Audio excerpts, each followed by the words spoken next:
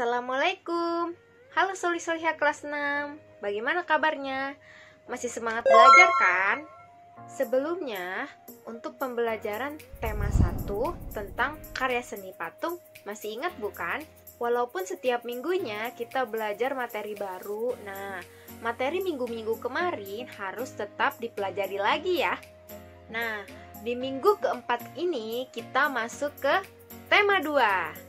Nah, SPDP tema 2 hari ini tujuannya agar kita mengetahui pola lantai gerak tari. Nah, sekarang buka buku kalian di halaman 85 sampai 87 dan juga materinya ada di halaman 95. Ada yang tahu nggak gerak tari itu apa? Yep, benar sekali. Gerak tari merupakan salah satu unsur pada tari. Ada berbagai macam gerak tari, yaitu gerak tari klasik, gerak tari kerakyatan, dan juga gerak tari kreasi baru. Nah, untuk pola lantai sendiri disebut tari yang berkelompok. Apa sih maksudnya? Maksudnya penari yang membuat bentuk atau formasi tertentu. Nah, selanjutnya ada 3 penyajian tari, yaitu tari tunggal, tari berpasangan, dan juga tari kelompok. Nah, agar kita lebih mengetahui pola lantai gerak tari, sekarang kita simak bareng-bareng ya video satu ini. Oh ya, wajib kalian tonton sampai akhir ya.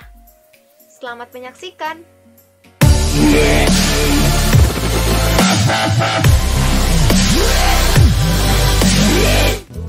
Pokok bahasan dalam materi pola lantai dalam gerak tari ada 2. Yang pertama adalah gerak tari dan yang kedua adalah pola lantai.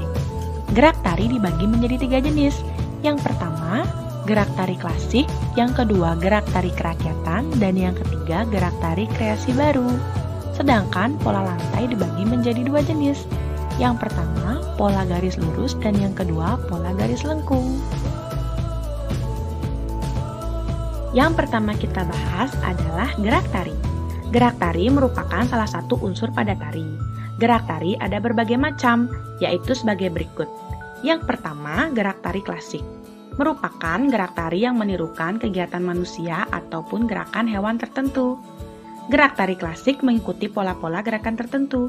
Contohnya, gerak pada tari topeng, tari golek, dan tari bedaya. Yang kedua, gerak tari kerakyatan.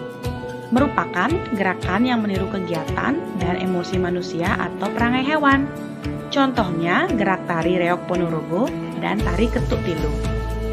Yang ketiga adalah gerak tari kreasi baru. Merupakan gerak tari yang dibentuk dari gerak tari yang sudah ada. Misalnya, gerak tari klasik atau tari kerakyatan yang dikembangkan atau dipadukan sesuai dengan kemajuan zaman. Contohnya adalah gerak tari saman, tari kecak, dan tari seringi.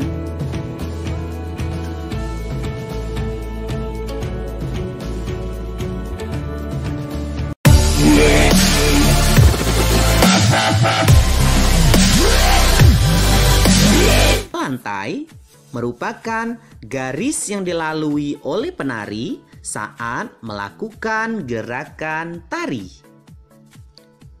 Pola lantai dapat dibentuk secara tunggal, berpasangan, atau berkelompok.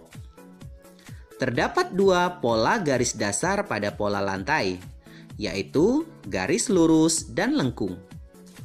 Pola garis lurus terdiri atas pola horizontal, vertikal, dan diagonal.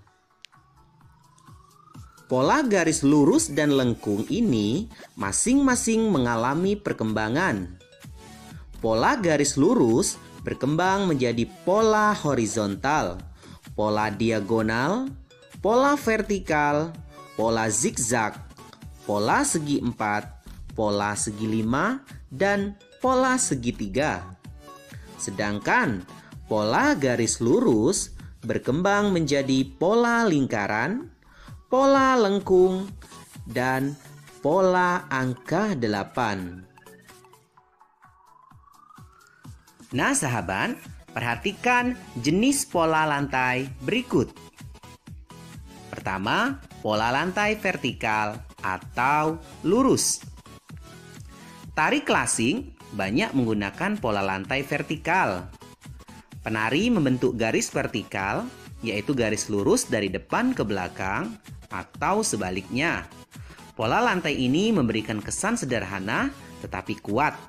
Contoh pada tarian Nusantara, yaitu tari Yosvan dari Papua, tari Serimpi Jawa Tengah, tari Baris Cengkedan dari Bali. Berikutnya, pola lantai diagonal, yaitu penari berbaris membentuk garis menyudut ke kanan atau ke kiri. Contohnya pada tari Gending Sriwijaya dari Sumatera Selatan.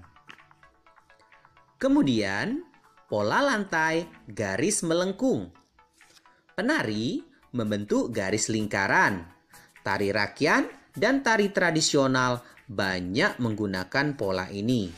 Pola lantai ini memberikan kesan lemah dan lembut, seperti pada tari Mak Badong dari Toraja, Sulawesi Selatan, tari Randai dari Sumatera Barat, dan di awal tadi ada tari Lego-Lego dari Nusa Tenggara Timur. Sahabat, ada 3 bentuk penyajian tari, yaitu tari tunggal, berpasangan, dan berkelompok. Setiap bentuk penampilan tersebut dapat memiliki pola lantai yang berbeda-beda. Pertama, kita perhatikan tari tunggal. Tari tunggal merupakan tari yang dilakukan oleh satu orang penari atau banyak penari secara bersama. Pola lantai tari tunggal dapat berbentuk pola horizontal, vertikal, atau diagonal. Contohnya adalah tari jaipong dan tari topeng kelana. Kedua, tari berpasangan. Tari berpasangan merupakan tari yang dilakukan oleh 2 orang penari. Tari berpasangan dapat dilakukan oleh banyak penari secara berpasang-pasangan. Pola lantai tari berpasangan dapat berbentuk pola horizontal, vertikal, atau diagonal. Contoh tari berpasangan adalah tari serampang 12 dan tari payung. Ketiga, tari berkelompok. Ya, tari berkelompok adalah tari yang dilakukan secara berkelompok. Pola lantai tari berkelompok dapat berupa pola lingkaran, angka 8, atau pola melengkung.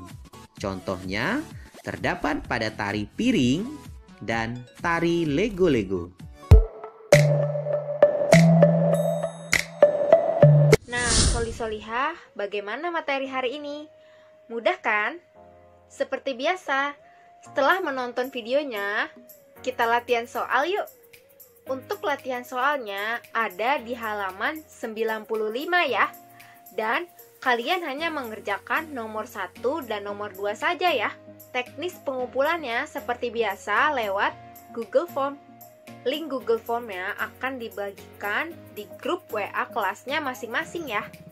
Nah, Soli-Solihah, materi hari ini cukup sampai sini ya. Jangan lupa untuk mengerjakan latihan soalnya. Semangat belajarnya. Jangan lupa untuk terus dibaca bukunya ya. Sampai ketemu lagi di minggu depan. Wassalamualaikum warahmatullahi wabarakatuh.